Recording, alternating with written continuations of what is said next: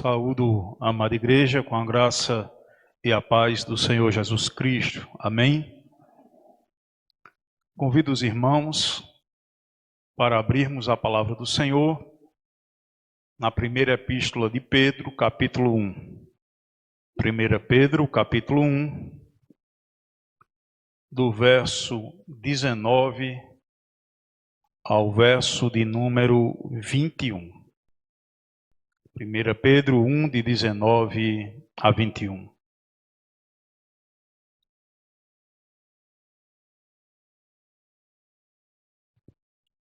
Vamos fazer essa leitura em conjunto. 1 Pedro 1, de 19 a 21. Os irmãos que encontraram, digam amém. Diz assim a palavra do Senhor.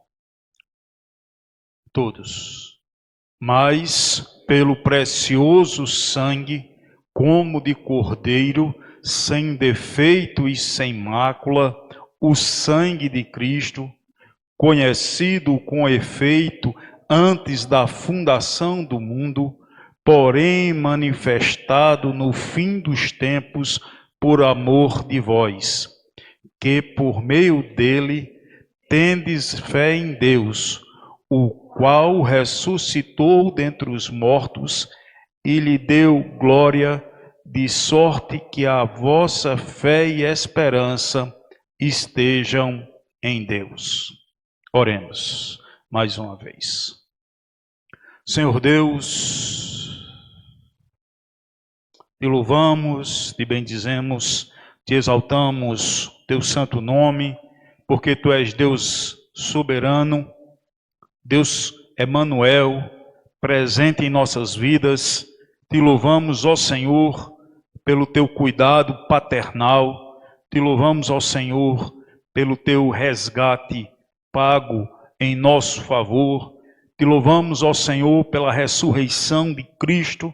Te louvamos, Senhor, porque fazemos parte de um povo comprado e remido no sangue do Cordeiro. Ser conosco. Fala aos nossos corações, é em nome de Jesus que nós te oramos. Amém. Meus irmãos, esta passagem da palavra de Deus, 1 Pedro capítulo 1, ele nos mostra Cristo, o Cordeiro Pascal, o Cordeiro de Deus, imolado a nosso favor. Mas também nessa mesma passagem mostra Cristo ressurreto dentre os mortos para ser o nosso Salvador. De forma que nós encontramos Cristo como Cordeiro, que derramou o seu sangue, um Cordeiro sem defeito e sem mácula, mas também encontramos que Deus o ressuscitou dentre os mortos e lhe deu glória, de forma que ele é o arrimo da nossa fé, ele é o nosso Salvador, ele é que nos sustenta, ele foi que fez e completará a sua obra em nós.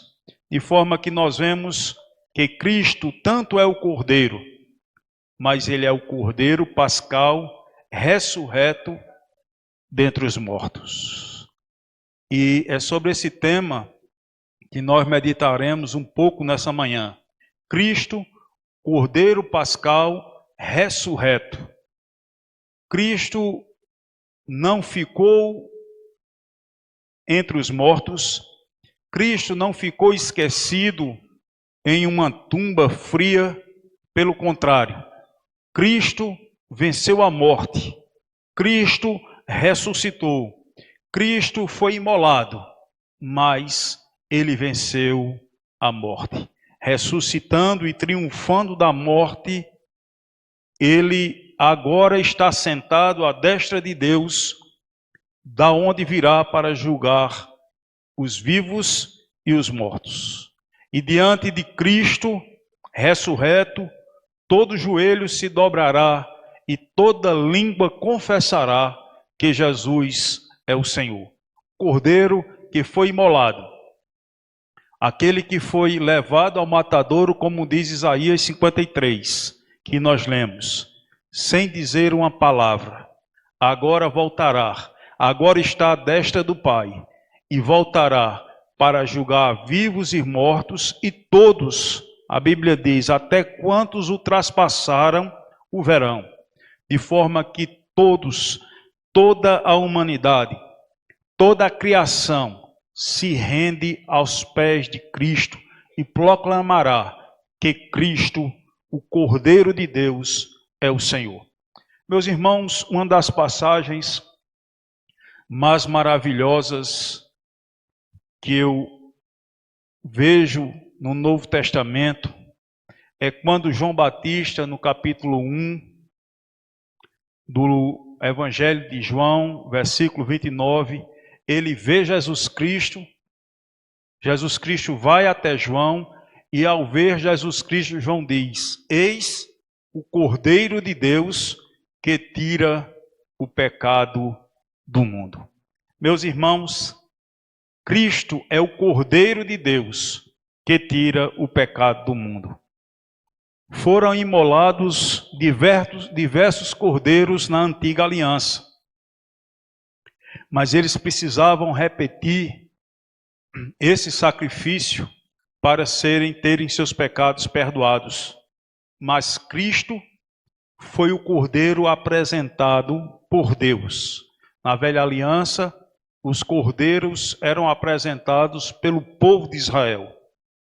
Eram imolados, mas quem apresentou Cristo ao mundo foi o próprio Deus. Por isso, ele é o Cordeiro de Deus, o Cordeiro enviado por Deus. E em 1 Coríntios capítulo 7, ou melhor, 1 Coríntios capítulo 5, versículo 7, ele diz o seguinte: lançai fora o velho fermento, para que sejais nova massa, como sois de fato, sem fermento. Porque também Cristo, o nosso Cordeiro Pascal, foi imolado. Então, João Batista, vendo Jesus Cristo, já profetiza com essas palavras o que aconteceria quando Cristo seria entregue ao meu e ao seu favor, para perdoar o meu e o seu pecado, dizendo que ele era o Cordeiro de Deus. E o apóstolo Paulo diz que o nosso Cordeiro Pascal foi imolado. Meus irmãos, analisando que Cristo é o Cordeiro Pascal, mas esse Cordeiro é ressurreto. Por que Cristo é o Cordeiro Pascal? Porque ele cumpriu toda a exigência da lei para que ele pudesse estar nessa posição. A lei exigia que o cordeiro fosse do sexo masculino. Tinha que ser macho. Tinha que ser puro, sem mácula. Ele não poderia ter mancha no corpo dele de uma outra cor. Ele teria que ser puro e sem defeito. E Cristo cumpriu essa exigência da lei, por cumprir toda a lei. Tudo que a lei exigia, Cristo foi o cumprimento cabal da lei. E Jesus Cristo mesmo disse que não veio revogar a lei, veio a cumprir, de forma que Cristo cumpriu cabalmente tudo que a lei exigia, de forma que ele estava apto para fazer o sacrifício perfeito, o sacrifício eterno, não como com o sangue de um animal que deveria ser repetido, mas um sacrifício único, vivo, agradável a Deus, o cordeiro separado e escolhido pelo próprio Senhor, pelo próprio Deus, pelo próprio Rei, veio e atendeu à exigência da lei. Para que Cristo pudesse ser esse sacrifício perfeito, ele não poderia ter pecado, como ele não pecou. Ele precisava cumprir as exigências da lei. Ele foi circuncidado, ele saiu cumprindo as profecias que diz respeito a ele mesmo, e a profecia mais dolorosa para que ele cumprisse a seu respeito foi ir até o Calvário, ser pendurado no madeiro e dizer ao Pai: está consumado. Jesus Cristo sofreu ao ponto de orar a Deus 3 vezes, pedindo: Pai, se possível, passa de mim esse cálice. Contudo, seja feita a tua vontade e não a minha. A Bíblia diz que Jesus passou angústia tal que os seus poros se dilataram e o seu suor se tornou como gotas de sangue caindo sobre a terra. Imagine que agonia o corpo físico de Jesus Cristo passa, ele sabendo que iria passar, sabendo que receberia sobre si a maldição da lei, o que a lei exigia, a punição da lei, para que pudesse perdoar os pecados de todos nós. O justo, o puro, o sem pecado, agora estava recebendo o castigo pelo nosso pecado. Estava recebendo o peso do pecado. De forma que Cristo sofreu, mas cumpriu cabalmente aquilo para o qual foi destinado. Porque ele é o Cordeiro Pascal, o Cordeiro de Deus. No Velho Testamento, Deus, quando livra o seu povo do Egito, na última praga, Deus diz ao seu povo: olhe, você vai imolar um cordeiro, e o sangue desse cordeiro você colocará nos umbrais e nas frechas das portas. É correspondente a colocar naquela parte de sustentação da porta, pintar na coluna vertical e na parte horizontal que circunda as portas, as forras das portas, com o sangue do cordeiro. E aquele cordeiro deveria ser consumido com pães asmos, comido a sua carne e comido pães asmos. E esse sangue seria colocado nos umbrais da porta e seria para que quando passasse o anjo da morte, vendo que aquela casa estava protegida pelo sangue do cordeiro, vendo que o substituto foi morto no lugar daquela família, o anjo passou matando todos os primogênitos. Mas havia um cordeiro que fora imolado e que o seu sangue estava nos umbrais das portas para que o anjo visse que fora substituído aqueles que estavam ali dentro por um cordeiro que foi sacrificado para livrar aquela casa da morte e da desgraça. De forma que no Velho Testamento Deus usa e institui a Páscoa, que era essa passagem que o anjo faria para matar os primogênitos e que deveria matar o cordeiro e consumir de acordo com o número de famílias. E se a família fosse pequena, deveria se juntar com a família ao lado para que pudesse consumir toda a carne do cordeiro. Daí nós podemos ver que aquelas famílias não estavam intrigadas. Imagine se a família estivesse intrigada com seu vizinho. Como era que ele chamaria o seu vizinho para ir para a sua casa, ou ele iria para a casa do vizinho para celebrar a Páscoa, consumir aquela carne do cordeiro que fora sacrificado para salvar aquelas famílias. De forma que o Cordeiro de Deus foi sacrificado, nos reconcilia com Deus, mas também nos reconcilia com o nosso próximo. O sacrifício de Cristo, ele é vertical e transversal, a despeito da cruz de Cristo ser vertical e transversal, mostrando o nosso relacionamento com Deus que foi refeito e o nosso relacionamento também com o nosso próximo que foi refeito. E perguntaram a Jesus, quem é o nosso próximo? E Jesus conta-lhes a parábola do samaritano e mostra que o próximo é aquele que está ao nosso lado.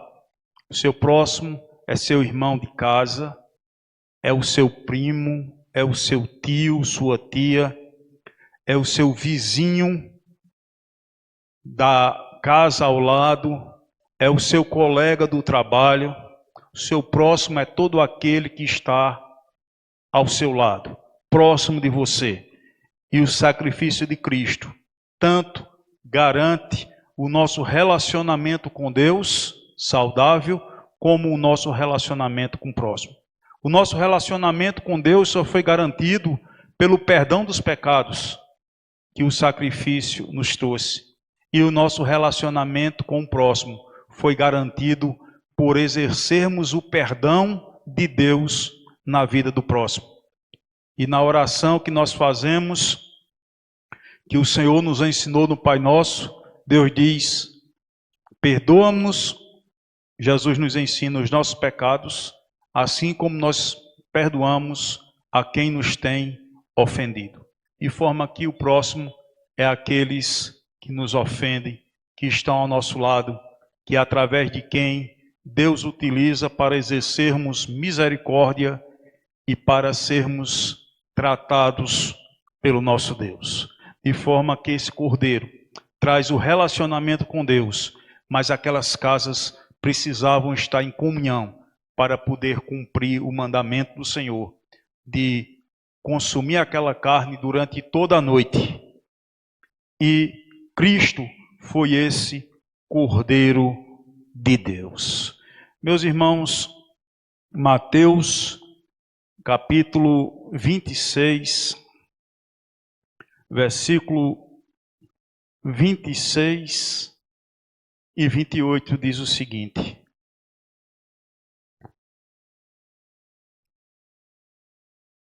Mateus 26, de 26 a 28. Enquanto comiam, tomou Jesus um pão e, abençoando-o, o partiu e o deu aos discípulos, dizendo: tomai e comei, isto é o meu corpo. A seguir tomou um cálice e, tendo dado graça, o deu aos discípulos, dizendo: bebei dele todos, porque isto é o meu sangue, o sangue da nova aliança, derramado em favor de muitos para a remissão de pecados. Meus irmãos, Jesus Cristo, ele é o Cordeiro Pascal, porque ele derramou o seu sangue ao nosso favor. E agora nós não passamos mais o sangue do Cordeiro nos umbrais das portas, mas nós passamos o sangue do Cordeiro em nosso coração, na porta do nosso coração. E por esse sangue somos transformados. Agora nós não comemos mais materialmente o cordeiro que fora imolado da velha aliança, mas nós participamos do corpo de Cristo através dos sofrimentos, do reconhecimento do que está profetizado em Isaías capítulo 53, do sofrimento de Cristo na cruz do Calvário, que ele foi imolado pelos nossos pecados, pelas suas pisaduras fomos curados, e o castigo que nos traz a paz estava sobre ele. Agora somos participantes do sofrimento de Cristo. Agora nós participamos do corpo de Cristo que foi imolado ao nosso favor. Meus irmãos, em Coríntios, ou melhor, em Isaías 53, o texto que estávamos falando sobre ele, versículos 5 a 7 diz assim: mas ele foi traspassado pelas nossas transgressões e moído pelas nossas iniquidades. O castigo que nos traz a paz estava sobre ele, e pelas suas pisaduras fomos sarados. Todos nós andávamos desgarrados como ovelhas, cada um se desviava pelo caminho, mas o Senhor fez cair sobre ele a iniquidade de nós todos. Ele foi oprimido e humilhado, mas não abriu a boca. Como um cordeiro foi levado ao matadouro, e como ovelha muda perante os seus tosqueadores, ele não abriu a boca.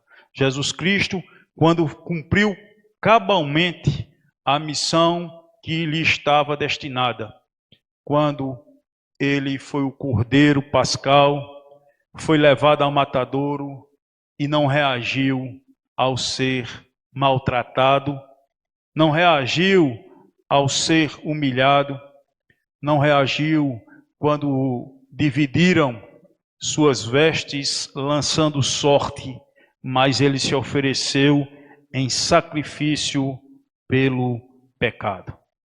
Mas o texto que nós lemos de 1 Pedro, capítulo 1, de 19 a 21, no versículo 21 ele diz: porque por meio dele tendes fé em Deus, o qual o ressuscitou dentre os mortos. O Cordeiro Pascal fez o sacrifício perfeito e ressuscita dentre os mortos para ser o nosso Salvador, para ser a garantia da nossa vitória. Cristo é a garantia da nossa vitória ao ter ressuscitado dentre os mortos. Jesus Cristo mesmo já havia predito que aconteceria isso ao seu respeito, que seria entregue para ser crucificado, mas que ressuscitaria ao terceiro dia dos mortos. Em Mateus capítulo 16, Mateus 16, versículos de 21 a 23, diz assim a palavra do Senhor. Desde este tempo, começou Jesus Cristo a mostrar a seus discípulos que ele era necessário seguir para Jerusalém, sofrer muitas coisas dos anciãos, dos principais sacerdotes e dos escribas, ser morto e ressuscitado ao terceiro dia. De forma que Jesus Cristo, ele morreu e ressuscitou. Versículo 22 diz: e Pedro, chamando-o à parte, chamando Jesus à parte, começou a reprová-lo, dizendo: tem compaixão de ti, ó Senhor. Isso de modo algum te acontecerá. Mas Jesus, voltando-se, disse-lhe: Pedro, arreda Satanás, tu és para mim pedra de tropeço, porque não cogitas das coisas de Deus, e sim dos homens. Pedro, com a visão humana, desejava que Jesus Cristo não padecesse, mas a visão de Deus era que Deus já o tinha destinado para essa hora. Porém, Cristo não ficaria na morte, mas ressuscitaria. Mateus capítulo 12, versículo 38 a 40, diz assim: então, alguns escribas e fariseus replicaram: mestre, queremos ver da tua parte algum sinal. Ele, porém, respondeu: uma geração má e adúltera pede um sinal, mas nenhum sinal lhe será dado, senão do profeta Jonas. Porque assim como esteve Jonas 3 dias e 3 noites no ventre do grande peixe, assim o Filho do Homem estará 3 dias e 3 noites no coração da terra. Imagine você, os escribas e os fariseus chegando para Jesus dizendo: mestre, queremos ver da tua parte um sinal. Jesus Cristo havia curado enfermos, dado vista aos cegos, expelido demônios, curado paralíticos, ressuscitado mortos. E os escribas ainda dizem: queremos ver um sinal da tua parte. Os escribas estavam dizendo com isso a Cristo: nós queremos ver um sinal em ti próprio. Ele não queria ver os sinais que Jesus Cristo estava fazendo, os milagres maravilhosos, os milagres que ninguém poderia refutar à vista de todos, mas ele queria um sinal que Jesus Cristo fizesse, a exemplo, uma transfiguração, como Jesus Cristo fez, mas apenas estavam presentes 3 discípulos. Os fariseus e escribas queriam uma revelação na própria pessoa de Cristo. Queria que talvez eles se manifestasse como rei e libertasse os judeus do Império Romano de forma miraculosa, e eles reconhecessem que ele era o rei. Mas Jesus Cristo, voltando-se para ele, disse: o único sinal que essa geração perversa receberá é o sinal de Jonas. Porque como Jonas esteve no ventre do peixe 3 dias e 3 noites, o Filho do Homem estará na terra 3 dias e 3 noites. Estará no seio da terra. De forma que Cristo prediz a sua morte, mas também prediz a sua ressurreição. Em Salmos também fala da ressurreição de Cristo, Salmo capítulo 16, versículos de 9 a 11, diz assim: alegre-se, pois, o meu coração e o meu espírito exulta, até o meu corpo repousará seguro. Pois não deixarás a minha alma na morte, nem permitirás que o teu santo veja corrupção. Tu me farás ver os caminhos da vida, na tua presença há plenitude de alegria, e na tua destra delícia perpetuamente. Cristo morreu, mas aqui está dizendo que ele exultava em Deus, porque Deus não deixaria ele na morte, nem permitiria que o seu corpo visse corrupção. Essa corrupção aqui não é a corrupção do pecado, mas é a deteriorização do corpo pela morte. É a degradação da carne na sepultura.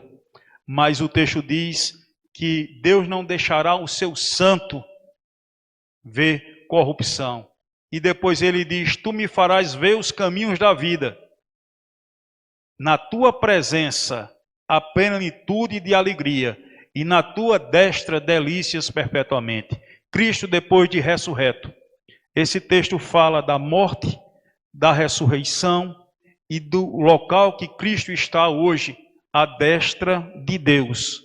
Depois de ressurreto, Cristo vai para a destra de Deus, onde há delícias perpetuamente. Todo crente que venceu a morte do pecado através de Cristo, que receber dele a coroa da vida, terá na glória celestial delícias perpetuamente, a semelhança do que aconteceu com Cristo. Respeitada as proporções, mas nós estaremos na glória, desfrutando das delícias de Deus perpetuamente, eternamente. De forma que Cristo já havia anunciado, predito a sua morte, como também havia predito a sua ressurreição. Chega o momento em que Cristo ressuscita. Cristo ressuscita, como lemos de manhã, agora de manhã no texto, que as mulheres foram ao sepulcro. Lucas, capítulo 24, do verso 1 ao verso 10, as mulheres foram ao sepulcro pela manhã para levar aromas, visitar Jesus Cristo, mas o anjo disse no versículo 5, por que buscas entre os mortos ao que vive? Ele não está aqui, mas ressuscitou. Versículo 10, eram Maria Madalena, Joana e Maria, mãe de Tiago. Também as demais, quer dizer, as demais mulheres que estavam com elas, confirmaram estas coisas aos apóstolos. Cristo ressuscita ao terceiro dia. Deus o levanta entre os mortos, não deixa o seu servo ver corrupção, nem a sua alma na morte, de forma que Cristo ressuscitado é a certeza da glória celestial, a certeza da nossa vitória, porque Cristo pagou o preço do pecado, como o cordeiro pascal, como os cordeiros que eram imolados na velha aliança, no templo, mas Cristo ressuscitou, garantindo a nossa salvação. Cristo ressurreto é garantia da glória.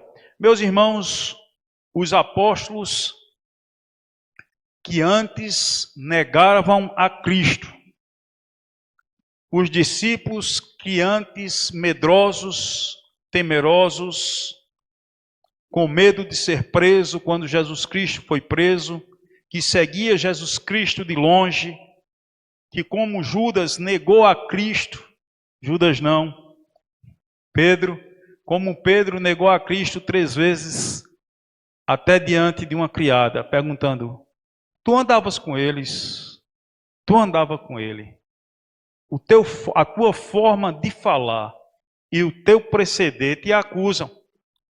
E Pedro chegou a praguejar, dizendo que não conhecia Jesus Cristo. Esses apóstolos que na hora que Jesus Cristo foi crucificado, estavam longe. Esses apóstolos que eram medrosos, temiam pela sua própria vida. Pedro, querendo ser forte, disse, jamais te deixarei, mesmo que todos te neguem. Mas Jesus disse a Pedro, Pedro, hoje mesmo me negarás 3 vezes. Aqueles apóstolos que eram temerosos, depois do encontro com Cristo ressuscitado, têm uma nova atitude.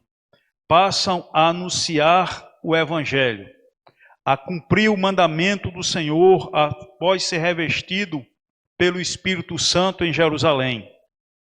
E agora sacrificam, são martirizados, sacrificam a própria vida pelo Evangelho. Pedro, que temeu pela morte, dizendo não conhecer Jesus, ao ver Cristo ressuscitado, entende claramente o que Cristo veio cumprir na terra com a sua morte e ressurreição. E agora passa a anunciar Cristo, a pregá-lo, a testemunhar e a ser martirizado, morrendo, pedindo para ser morto de cabeça para baixo numa cruz. De forma que agora ele considera a sua vida como sem valor nenhum, porque o valor está na essência do Evangelho. Em João capítulo 20,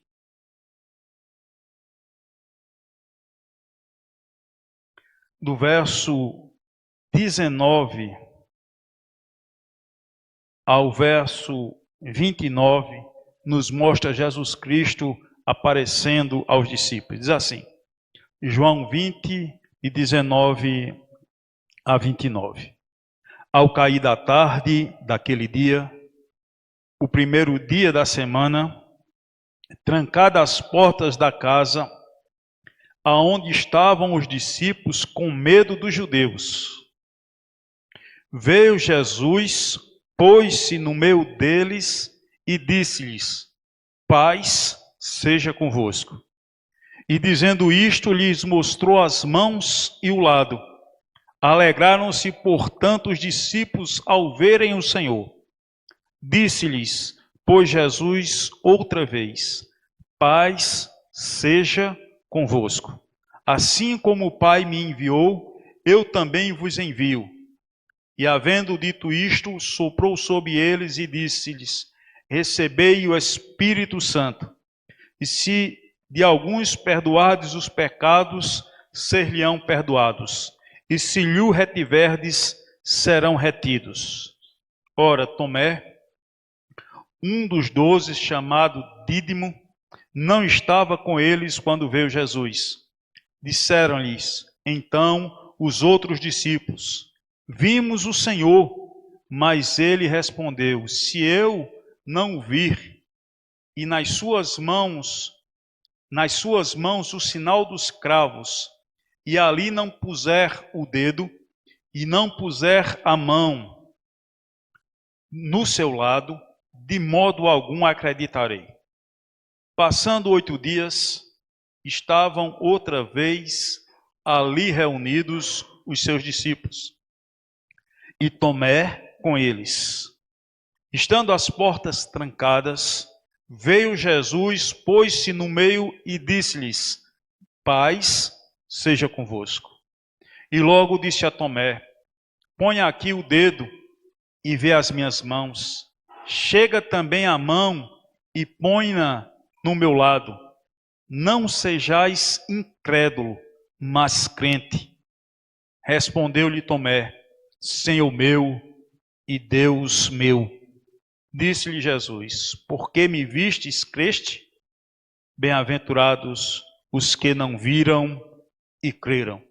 Meus irmãos, Cristo se manifesta aos seus discípulos, Cristo aparece a diversas pessoas, aparece às mulheres. Cristo passa 40 dias aqui na terra, aparecendo e demonstrando que havia se cumprido a profecia ao seu respeito, que Deus o ressuscitaria, mostrando que ele cumpriu a promessa que fez aos discípulos, que seria morto, mas que ao terceiro dia ressuscitaria. Em 1 Coríntios, capítulo 15, do verso 5 ao verso 8, o apóstolo nos diz: e apareceu a Cefas e depois aos 12. Depois foi visto por mais de 500 irmãos, de uma só vez, dos quais a maioria sobrevive até agora, porém alguns já dormem. Depois foi visto por Tiago, mais tarde por todos os apóstolos, e afinal, depois de todos, foi visto também por mim, como por um nascido fora do tempo.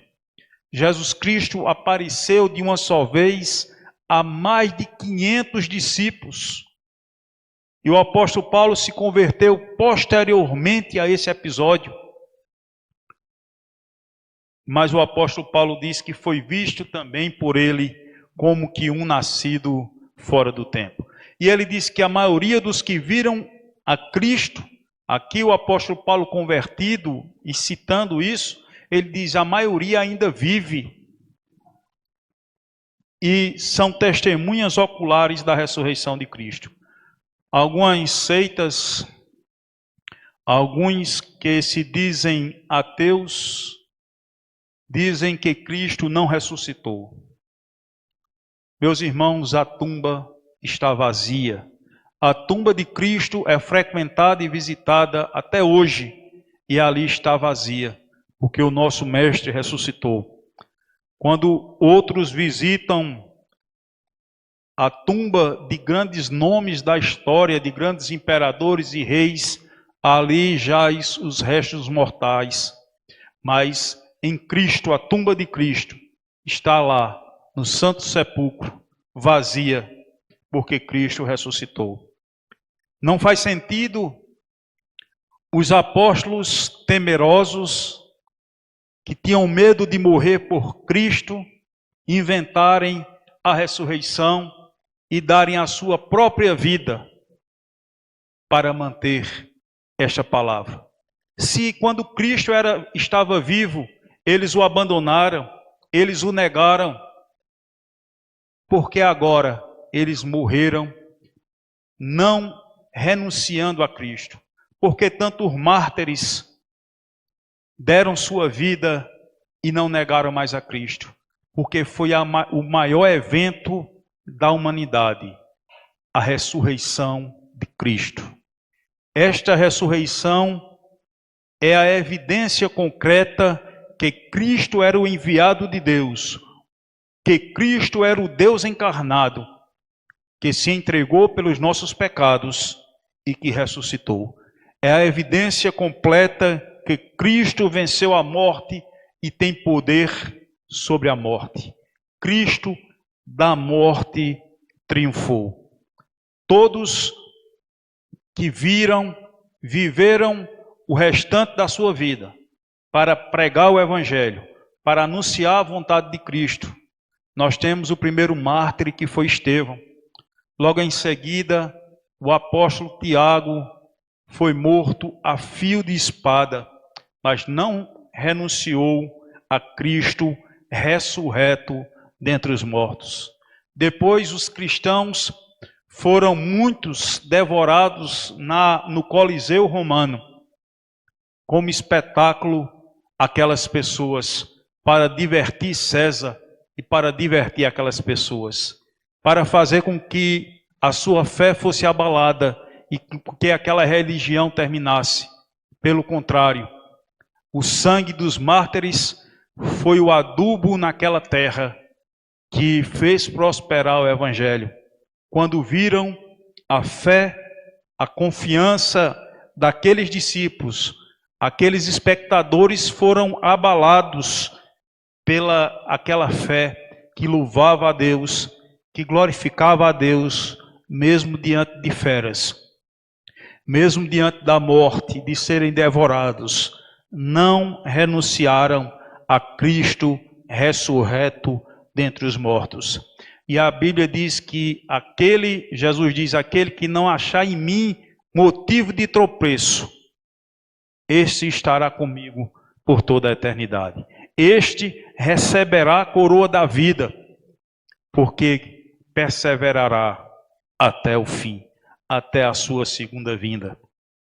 Em Atos dos Apóstolos, capítulo 1,